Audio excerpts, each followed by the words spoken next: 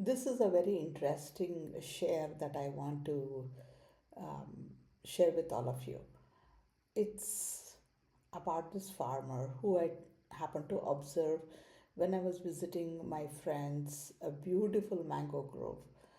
She has converted the whole place into such a serene environment with a beautifully decorated farmhouse, and there are several mango trees there. And we just happened to sit and having tea, and I happened to observe this farmer sitting under the tree, looking up, working in rhythm with this mango tree, the branch of this mango tree. He seemed to be very patient, very slow, very rhythmic, still watching, chipping 1 square inch of this tree. He would like chip it, look at it, and discard it or remove something from it. And I was curious. So I wanted to find out what is he exactly doing. I approached him and he said that he's taking away these worms. Later I found these were moth larvae. He was looking for them, these tiny ones, caterpillars that were about half an inch, just probably hatched 3, 4, 5 days ago. And he would chip one piece. It was like a diagnostic window for him. He was not destructing the tree or the lava. He was just looking at it. If there was one, he would remove it, put it on the side, else he would discard it. And he continued doing it. He seemed to have this intelligence, this knowledge about the lava, the tree. He seemed to look at the soft parts of the tree or the discolored part of the tree or some subtle cracks that had happened. And he followed the disturbance on the tree to track where this adult larva, the matured larva, had further migrated into the tree to lay more eggs and further destruction of the tree, right? So, somewhere this field intelligence that he had, it was not coming from the guesswork. He knew exactly how much to chip, how long to chip, how deep to chip. It seemed like he was with the tree for a long time and he could understand what was happening with the tree. So when he started like tracking, he was on one part of the branch and then he moved to another part of the branch. He was trying to remove the root cause, right? And I asked him, would he use any sprays or anything to like seal it, or he said no, he'll just remove this lava and he's not going to kill them. He'll just relocate them. He'll put them elsewhere. So they still live.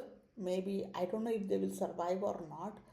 But then he had this implicit belief life has a space, has its place. It is necessary, it is essential. Destructing comes when life is out of place. Like how the snakes show up in your homes because we destructed its space.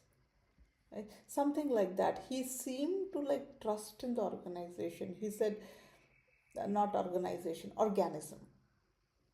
And also organization in some way. This whole nature is like an organization. He said no medicines were required. The tree had the capacity to heal. Just remove the cause, relocate the cause. So there was intervention necessary a little bit for the tree to thrive as well as the moth, right? So he kind of mentioned to me, once he removes this lava, the tree will begin to heal itself.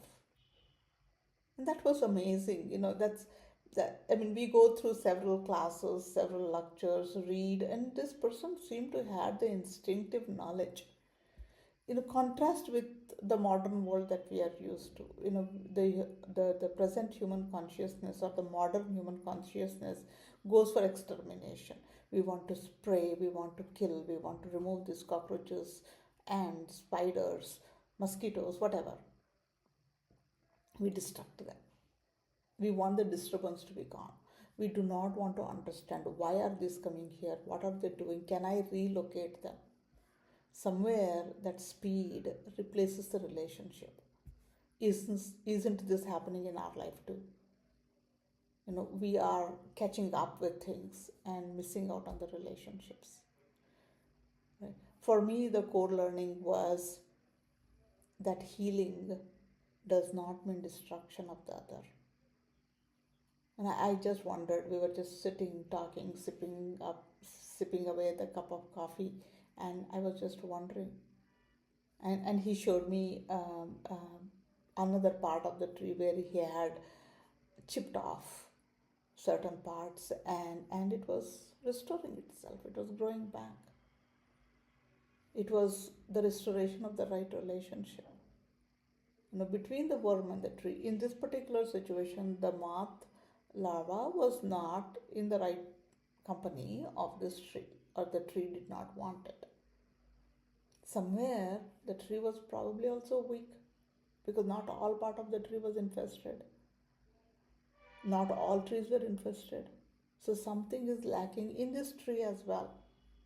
Now, when we apply this to our own lives, don't we have all these old patterns that survived, that helps us survive, that were our coping mechanisms at one point of time? It served us, definitely. But many of them have become habit and we still cling on to them. And somewhere they're eating us away from within. Just like the discoloration on the bark, or the subtle cracks on the bark, we have subtle discomforts, diseases. The patterns in our life are changing. We are getting irritated, frustrated. So, somewhere we need to let go, relocate these larva like, worm like disturbances that have stayed in us for a very long time. Right? It's not like killing them, it's not like getting rid, but bringing something else that is replacing, and recognizing, yes, my pattern had a place, it served its purpose, but maybe I don't need it anymore. So move on, move on, and don't get destroyed in the process. Similar to how this farmer, happily is chewing his tobacco and just sitting away comfortably, not changing his postures or anything, no drama, no over intervention, no hurry. It's as though this patience was itself is virtue. Just like how the tree had endured this pest, he was just there with the tree, with the worms. The healing there looked very quiet, looked repetitive, because he was chipping away piece after piece after piece. Nothing heroic about it, nothing that I can boast about. But then the cleansing was happening, the healing was happening. So, somewhere, if I can take the learning from this farmer, from this tree, and slow down, read the signs that are coming along our way, and trust the life. Trust the life. So, when the root cause is addressed,